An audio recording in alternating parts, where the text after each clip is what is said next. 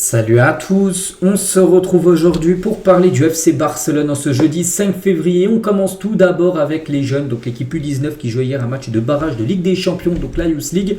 Et le FC Barcelone a été tenu en échec contre le Maccabi Haïfa. Et du coup ça s'est joué au tir au but, et du coup défaite 3-2 du Barça au tir au but. Et du coup élimination de cette équipe du FC Barcelone U19 lors de la Youth League. N'oubliez pas que le Barça, lors de la saison dernière, avait gagné la Ligue des Champions Juniors. Donc là, le Barça s'arrête dès les 16e de finale. Donc voilà, c'est terrible bien sûr pour l'équipe U19. Donc maintenant, ils vont se focus bien sûr sur la Liga U19 parce que la LDC, c'est fini. C'est dommage pour les jeunes catalans. On continue cette fois-ci, on bascule sur l'équipe première bien évidemment. Donc le programme, je vous montre tous les jours, donc là tiens, c'est le moment de le montrer. Donc là aujourd'hui on est le 5, aujourd'hui pas de match parce qu'il y a eu un match avant-hier contre Albacete, victoire 2-1. Mais prochain match dès après-demain les gars, donc samedi 16h15, voilà en plein milieu d'après-midi, on espère qu'il fera beau à Barcelone. Réception de Mallorca bien sûr pour un match de Liga pour... Bien sûr, on espère enchaîner une victoire. N'oubliez pas que le Barça a un point d'avance sur le Real Madrid. Donc voilà, si tu gagnes là ce match-là, voilà, tu mettras toujours la pression sur le Real Madrid, bien sûr, qui jouera plus tard que le club du Barça. Et concernant le prochain match, le match contre Gérone, j'avais dit, ça va se jouer le 15, les gars, parce qu'entre ces deux matchs-là, il y aura un match de Coupe du Roi. On connaît pour l'instant 3 équipes qualifiées. Donc il y a le Barça, je crois qu'il y a la Real Sociedad qui s'est qualifiée et Bilbao. Voilà, c'est les 3 pour l'instant demi-finalistes. Il reste une rencontre ce soir. Le Betis Séville contre l'Atlético Madrid. L'équipe gagnera. On connaîtra les 4 demi-finalistes, on connaîtra ensuite les affiches des demi. Donc il y aura un match entre là. Mais en tout cas, le match contre Girone-Barça, donc le derby se jouera un lundi. Donc le lundi 15, ça ne devrait pas être à 18h, mais plutôt 21h. Mais à noter les gars que plus de 1600 sociaux, en gros abonnés du Barça, ont demandé un billet à l'extérieur pour le match contre Girone. Vu que c'est pas très loin, il y a à peu près 40 km entre Barcelone et Girone. Il y a beaucoup de supporters du FC Barcelone qui auront se rendre à Gérone. Il y a beaucoup de demandes les gars, mais il y aura seulement 208 billets qui seront attribués en gros pour une demande de 1600 supporters du Barça qui aimeraient aller suivre cette rencontre. Donc le parcage visiteur dans le stade de Gérone sera bien sûr complet. La seule autre option pour les supporters du Barça est d'acheter le billet sur le site de Girona, mais à un coût bien plus élevé. Concernant les supporters en gros du Barça qui seraient intéressés, vous avez tous les détails.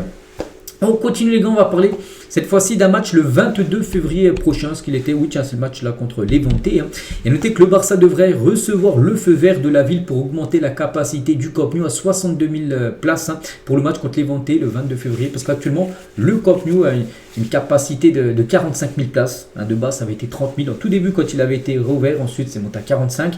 Et là, il y a bientôt une nouvelle licence, qu'il faut des licences, en gros, valider des licences, sécurité, tout ça, c'est ok. Pour ouvrir, on va dire, une tribune. Donc voilà, parce qu'il y a toujours la tribune, quand on regarde le match à la télé du Barça, je crois la tribune à gauche, vers les buts, qui est fermée. Et elle pourrait être ouverte pour ce match-là contre Levante. Du coup, tu pourrais monter cette capacité de 62 000 places. Bon, il y aura toujours le 3e niveau qui sera pas ouvert. N'oubliez pas quand il sera fini à 100% le stade. On parle d'une capacité de plus de 100 000 places. Mais voilà, déjà 62 000 places, ça ferait déjà plus de la moitié du stade ou qui pourra accueillir du public, c'est bien, ça évolue bien sûr mois après mois, donc voilà, normalement ça devrait être ok pour le 22 février prochain. On continue cette fois-ci avec les unes des journaux, sport, les Mundo Deportivo, je vous les montre tous les jours bien sûr quand je vois les unes, donc les deux unes parlent de ce joueur, Lamine Yamal, qui est sur le dernier mois les gars, c'est le meilleur joueur du Barça, alors il a une très grande forme, donc tout d'abord Mundo Deportivo, je vise encore plus parce qu'il a fait une interview, Lamine, et attrape-le si tu peux. Un autre ou un joueur d'Albacete en train de tirer le short bien sûr de Lamine qui lui mettait bien sûr la misère. Et tiens, on va revenir sur quelques déclarations de Lamine qu'il a pu partager là dans ses journaux. Donc mon style de jeu ne repose pas sur les buts. Cela suscite la controverse car je sais bien jouer. Et les gens diront que je n'ai pas bien joué si je ne marque pas. Ensuite, si je marque, ils peuvent dire que j'ai marqué mais que je n'ai pas bien joué. Mon objectif est de jouer pour que l'équipe gagne. Voilà, donc lui il s'en fiche de marquer. Il préfère même ne pas marquer un but et que l'équipe gagne, bien sûr, que mettre plein de buts et que l'équipe perde ou qu'il y ait un match nul, bien sûr. Il pense tout d'abord au collectif. Je ne pense pas au ballon d'or. Cela dépend de ce que vous gagnez, de votre façon de jouer et de qui vote, bien sûr. Ce n'est pas quelque chose qui se décide uniquement de la performance. Je veux juste profiter de mon football et gagner, bien sûr, des titres avec le Barça et l'équipe nationale, bien sûr, espagnole. Donc la Liga est la compétition la plus difficile à laquelle nous jouons car c'est la plus longue. Rien n'est décidé avant la fin. Nous devrons nous battre jusqu'à la dernière journée pour bien sûr ce titre, parce qu'actuellement il y a moins de points d'écart entre le premier et le deuxième, bien sûr le rival du Real. Donc chaque point compte, tu ne peux pas te permettre de perdre des matchs. Voilà, c'est pour ça qu'il sait que la Liga c'est très compliqué à remporter parce que c'est très long. Tu commences au mois d'août puis ça se finit au mois de mai, c'est quasiment sur 10 mois on va dire la compète, donc tu n'as pas beaucoup le droit à l'erreur. Alors, en Ligue des Champions, il a dit la position qu'on termine en championnat ne dit pas grand-chose, hein, si ce n'est que nous pouvons nous reposer un peu. Parce que là, voilà, le Barça du coup finit 5e, du coup évite de passer par les barrages, donc du coup 2 matchs en moins par rapport à d'autres équipes qui joueront par les barrages, hein, enfin qui joueront dans cette compète. Donc peu importe qui nous affronteront, nous miserons à fond et essaierons de gagner. N'oubliez pas que le Barça aura soit Monaco, soit PSG, ou soit Karabakh, ou soit Newcastle. Il faudra déjà que ces matchs-là se jouent pour savoir. Après, il y aura un tirage au sort qui sera effectué. Et après, on connaîtra bien sûr l'adversaire. Notez que le Barça recevra, n'oubliez pas, hein, lors du 8e de finale retour, peu importe l'équipe hein, qu'ils affronteront. Et toujours avec Lamine, hein, ces dernières semaines, Lamine Yamal aussi s'est entièrement concentré sur le football. Et ça s'est ressenti. Hein. Les performances, je crois que sur les 6 derniers matchs, j'en ai parlé hier, 5 buts de passe D. Oui, quand ils se concentrent, les gars, sur le foot aussi, peut-être quelque chose.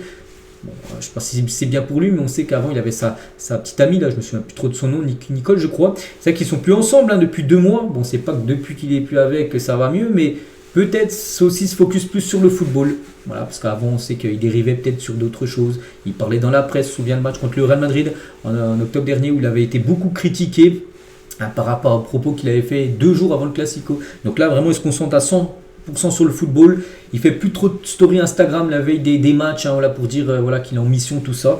Et regardez, actuellement, il est exceptionnel. Hein. Donc il reste discret voilà, sur les réseaux sociaux et lors d'apparitions publiques. Hein, il ne veut pas attirer l'attention indésirable hein, et pense qu'il devient peu à peu l'un des leaders de cette équipe barcelonaise. Et voilà, il est plus silencieux, mais il fait des ravages, bien évidemment. Sur le terrain, c'est ce qu'on veut, hein, bien sûr, de Lamine. Hein. Et dans le cadre de l'effort de Lamine Yamal pour se concentrer uniquement sur le football et rester complètement discret, il a également changé son style de célébration des buts. Voilà. Ils ne se sont plus aussi exotiques hein, et sont devenus plus respectueux envers ses arbitres et rivaux. Voilà, parce que je sais pas, peut-être avant il faisait peut-être des trucs pour chambrer, on va dire, les rivaux, tout ça, que maintenant il fait peut-être des célébrations plus tranquilles. Voilà, Lamine. Enfin, c'est ce que dit aujourd'hui le journal Sport. Donc voilà ce qu'il y a à dire les gars sur Lamine Yamal. On continue, on va parler de Marcus Rashford.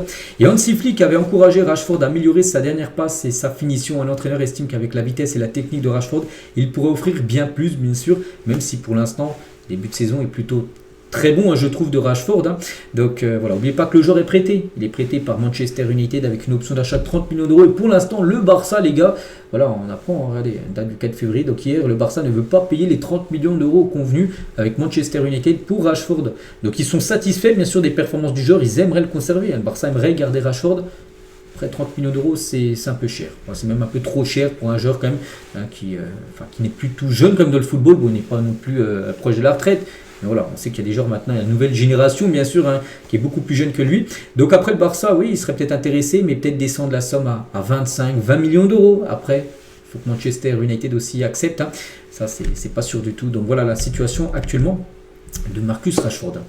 On continue, on revient aussi sur les 4 derniers matchs où Hansi Flick a aussi poussé pas mal de gueulante, on va dire, par rapport au manque de finition. La preuve, les gars, regardez les 4 derniers matchs, les grosses occasions manquées. Donc par exemple contre Alba, c'était le match avant-hier, hein, 6 grandes occasions manquées. Donc vraiment sur des grandes occasions, on va dire, allez, tu dois en mettre au moins 1 sur 2, on va dire, des buts. T'en loupes 6 quand même. Hein. Donc voilà. Contre Elche, 10 grosses occasions manquées. Hein, si tu fais rien qu'un sur 2, t'en mets 1 sur 2, donc ça fait 5 buts en plus. Voilà, donc Elche, t'as mis 3-1. Tu aurais pu me remporter le match 8-1, tellement que tu as eu de grosses. C'est pas des occasions, c'est des grosses occasions. Des occasions, normalement. Voilà, tu dois la mettre au fond tout simplement, à part s'il y a un arrêt spectaculaire du gardien en face. Hein. Copenhague, 3 grosses occasions manquées. Et Real Oviedo, 4 grosses occasions manquées. Donc voilà, le problème de finition du Barça a été hors de contrôle récemment. Bon, heureusement, voilà, bon, après pas trop de conséquences, que les matchs ont été tous gagnés. Je ne me trompe pas, oui, ils ont tous été gagnés. Mais voilà, on sait que là, la deuxième partie de saison arrive. Puis après, des équipes, par exemple, je sais pas, tu vas jouer le PSG peut-être plus tard. Tu vas jouer peut-être Newcastle. Tu vas jouer peut-être Chelsea, voilà, le Bayern, Arsenal. Si tu manques autant d'occasions, tu te feras punir. Voilà, donc c'est pour ça qu'il faut apprendre à finir les occasions, bien sûr, du côté du club. Le Barça a une confiance aussi totale dans les performances de Koundé et Baldé en tant qu'arrière. Voilà, donc l'un à droite, l'autre à gauche, bien sûr. Mais le Barça est très satisfait, bien sûr, des deux. Et c'est vrai que pour les matchs cadres, hein, même s'il y a par exemple Cancelo qui peut dépanner à droite ou à gauche, même s'il y a Eric Garcia qui peut jouer à droite ou à gauche, si bien sûr les deux sont là, aptes à jouer, Koundé et Baldé seront les titulaires. Voilà, lors des grands matchs, on va dire, de Ligue des Champions qui arriveront.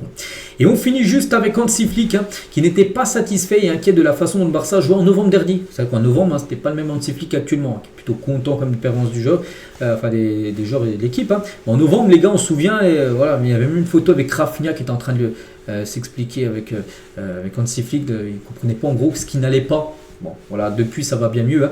Et blâme surtout la mauvaise forme des blessures de Rafinha, Pedri, Lewandowski et Olmo en début de saison. Hein. Aujourd'hui, surtout après le retour de Rafinha, il est très heureux avec l'équipe. C'est que Rafinha, je pense que ça fait un bien fou. Hein. Avec son retour, il avait loupé quand même 2 mois de compète en début de saison.